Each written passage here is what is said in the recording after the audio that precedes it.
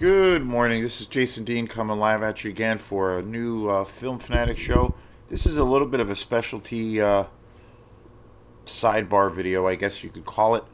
I I'm in the process. I've been in this new habit for the channel for where I've been recording shows as I go, and I got I've been doing them in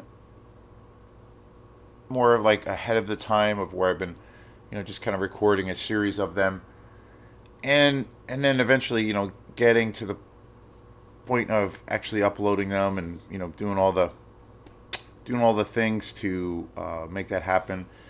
And again, there's always a plethora of things to talk about, and especially there's so many movies to talk about. So I just finished up the series of the Christopher Reeve Superman movies. That was a lot of fun. I was really impressed with some of the movies. Again, the first two are just so iconic, and the second one has always been my favorite film. And I just uploaded, I think it was a day or two ago, Superman 4, which is, that movie is, I don't know, I kind of feel like that movie right now, after watching it, is probably my favorite Superman movie. The movie is so utterly ridiculous and absurd and terrible. It's truly the case, truly an example of it's so bad it's good. That classic thing. And I feel like it's totally like a really cheesy exploitation movie, but as a Superman movie. So check out that video. Check out that movie.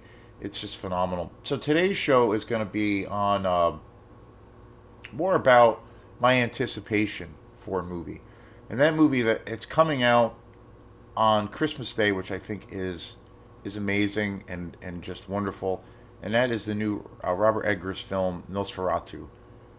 I am so excited to see that film. I am a huge Robert Eggers fan, and I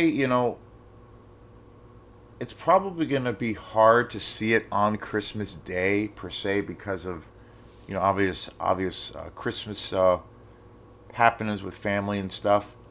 But I'm going to try to see it the day after. If I can see it on Christmas Day, that would be amazing.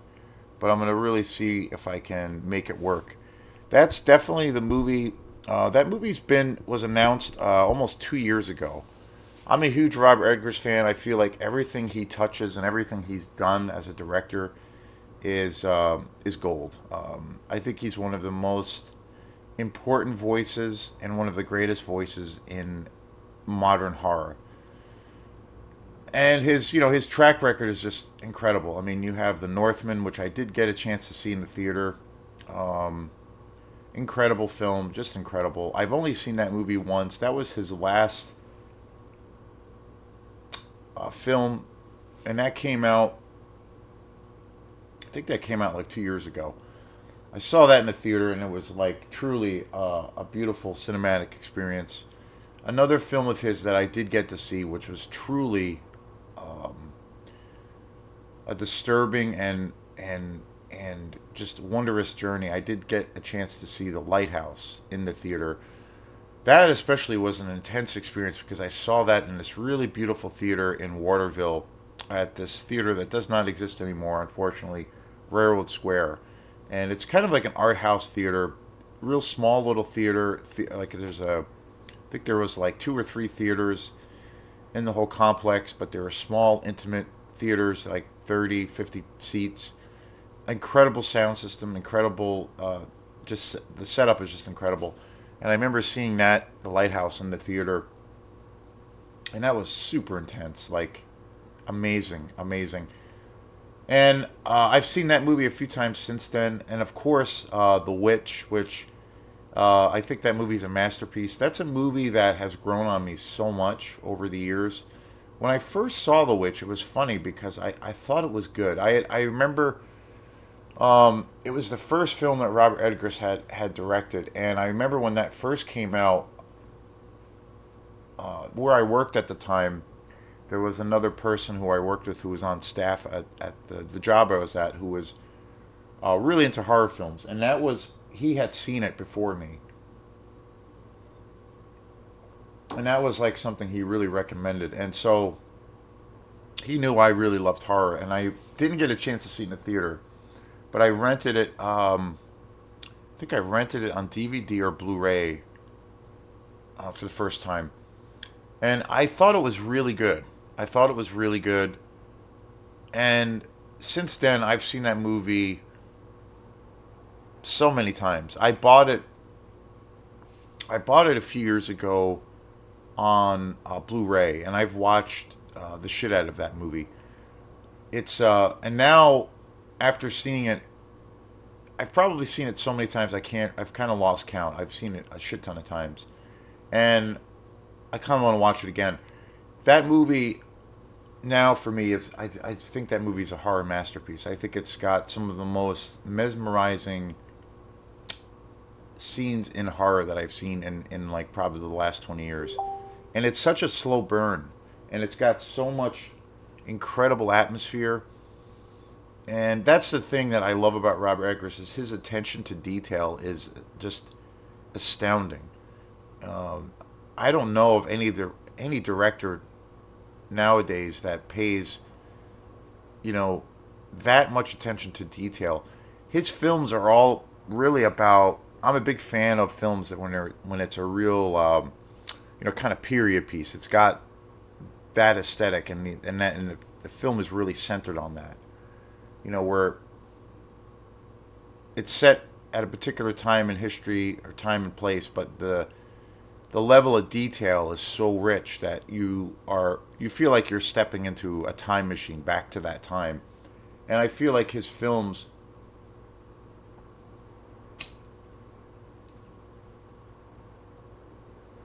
are so incredibly magical that way.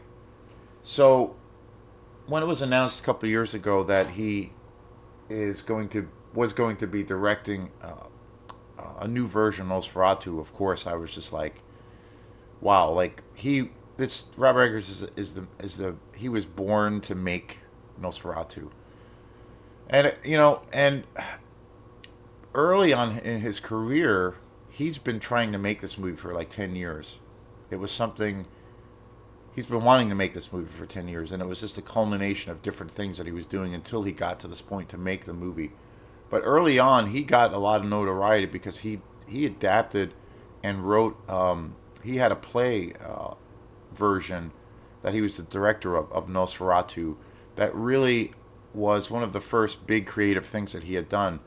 He came from the theater. He had a theater background, and that was one of his big, kind of one of the things that put him on the map. And I had read about it, never seen it actually, of course, but I had heard and read about that play that he directed about his version of Nosferatu, and by all accounts, like this, that was the thing that kind of discovered that made him a force, and then he eventually got into directing films.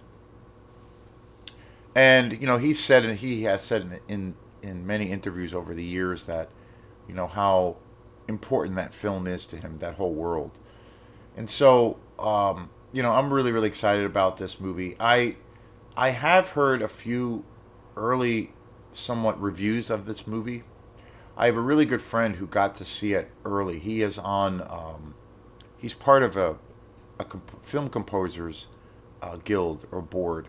And so what they do is they are able to see early releases and possibly nominate that particular film for an Academy Award in regards to the music or the score.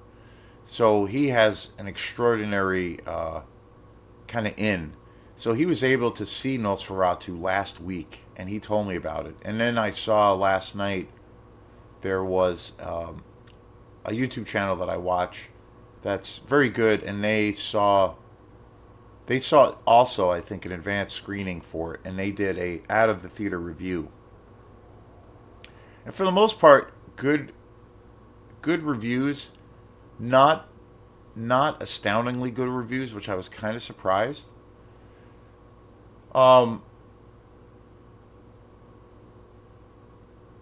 One of the criticisms that I heard about it was that the film is, it's pretty straightforward. It's pretty standard, and it's nothing necessarily new about the character of Nosferatu.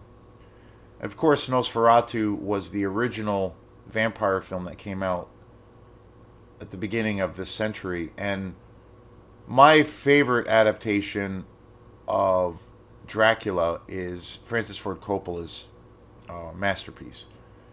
And from what I heard, that this movie has a combination of both of of those things. The original film was taken from the original novel, but I believe that that film was under a lot of controversy, and it was basically banned because of copyright infringement with Bram Stoker's um, writing and his book. So that film was basically taken out of the market for a while, and then it came back eventually. But it's loosely based on the Bram Stoker novel, even though it's very, very different. It is based on the concept of the original novel. Francis Ford Coppola took it a next step because he made a film based off of that original source material. So what I've heard is that there's a combination of both things. Of it pays tribute to the original silent film and also Coppola's film, and it's supposed to be pretty close to the book. Bram Stoker's novel, of course, is one of my all-time favorite books. The other film that I think is one of the best adaptations of Dracula, besides Francis Ford Coppola's masterpiece, which I think that movie is just untouchable. I really am a huge fan of Frank Langella's Dracula, that which came out in 1979, which not a lot of people know about. I have talked about that movie in passing with people, and not a lot of people know about that film. That came out in 79. I have that on Blu-ray also, as well as Coppola's masterpiece. And that film is incredible because it has a very different take.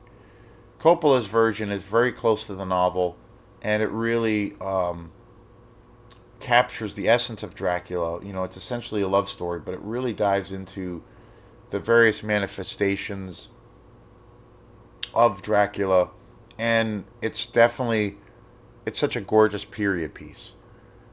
And Frank Langella's Dracula is very different because it's a little bit more of a gothic kind of romance uh, take on that world. It's very much based on the book. It's actually very, very close to the original source material as well. But it's more fixated or focused on kind of the gothic, romantic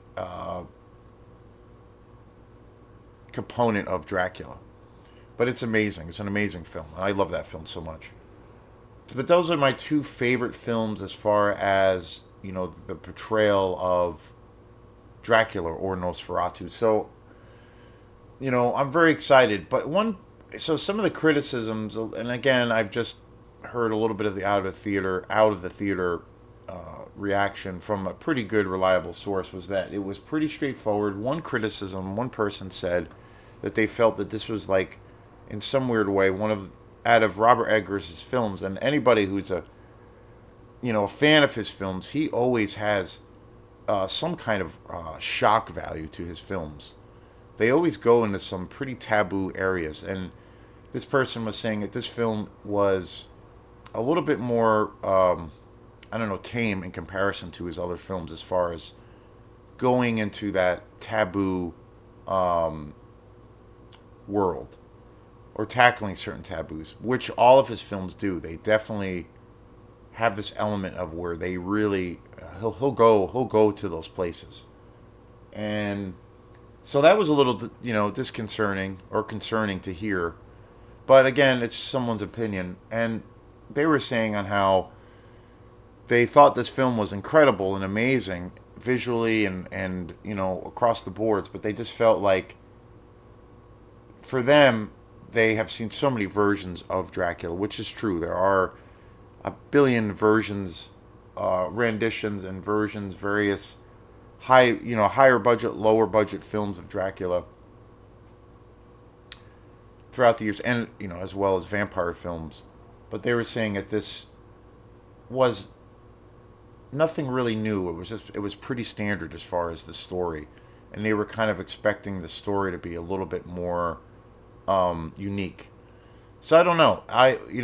But again, I really, really, really want to see it. They also said if you love Robert Eggers' films, this is the one for you. And I'm like, okay, so yeah, I, I don't, I don't think you need to have an appreciation for his films, or in order to have an appreciation for Robert Eggers' work, you have to have, you know, a deep love of horror, even necessary. Like that's not even a necessary thing. I think if you're just a fan of film and having that real immersive experience, regardless of that, he is that because he is. I think his films are so good that, and he has other influences in his films. It's not just horror. His films typically have a very slow burn. They kind of have a very almost foreign or European flavor to them as far as how he opens up the narrative to his stories. There are many. He uses lots of metaphor and symbolism in his films.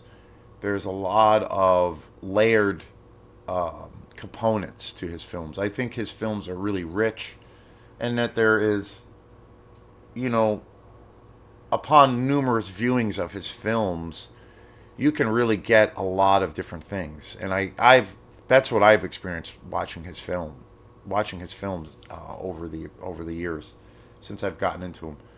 And so,